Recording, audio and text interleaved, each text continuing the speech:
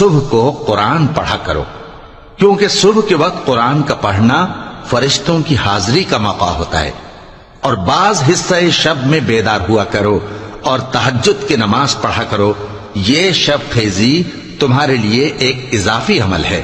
امید ہے کہ اللہ تم کو مقام محمود پر فائز فرمائے۔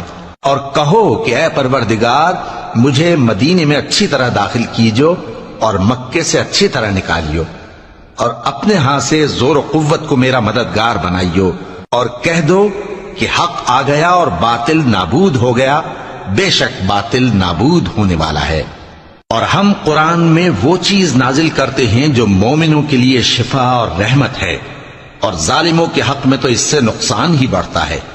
اور جب ہم انسان کو نعمت بخشتے ہیں تو روح گرداں ہو جاتا ہے اور پہلو پھیر لیتا ہے، اور جب اسے سختی پہنچتی ہے تو نا امید ہو جاتا ہے۔